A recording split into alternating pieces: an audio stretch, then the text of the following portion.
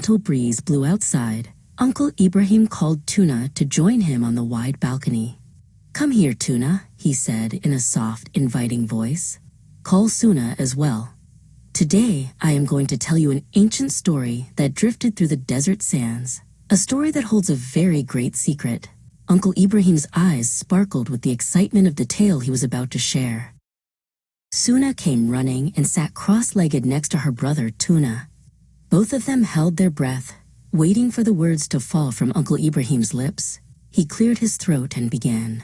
"Once upon a time, in a vast desert where the sun scorched the earth and golden sands stretched forever, two travelers were making their way. Their names were Baran and Salim.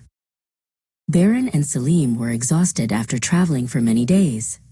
Just as they were about to lose hope, they saw a massive structure shimmering like a mirage in the heart of the desert.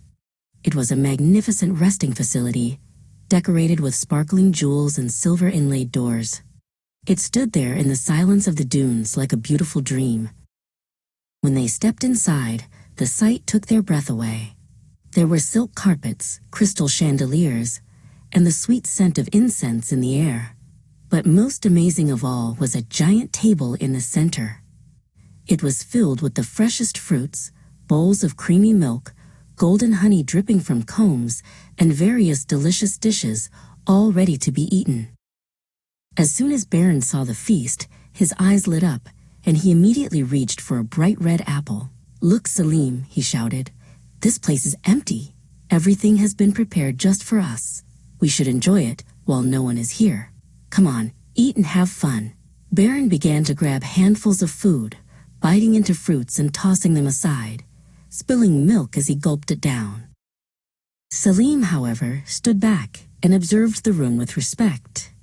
He was certain that such a perfectly prepared place could not be without an owner. "Wait, Baran," he said calmly. "There must be a hand that milked this milk, a gardener who grew these fruits, and an architect who built these walls.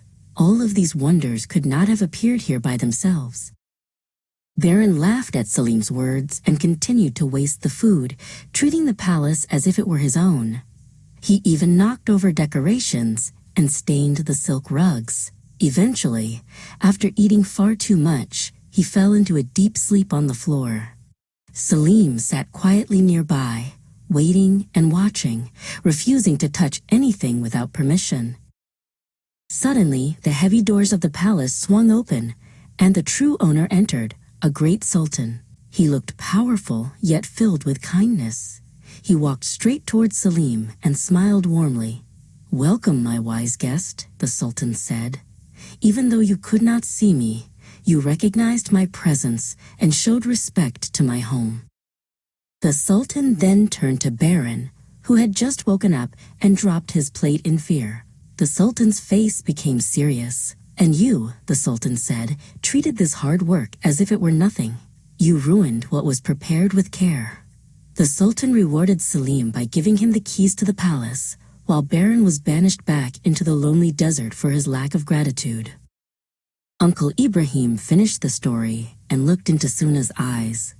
"You see, children," he explained, "the world is just like that palace. The milk, the honey, the fruits, they are all miracles provided by Allah. Our duty is not to act like they happen by chance, but to find the Creator who prepared them and respond with prayer and thankfulness."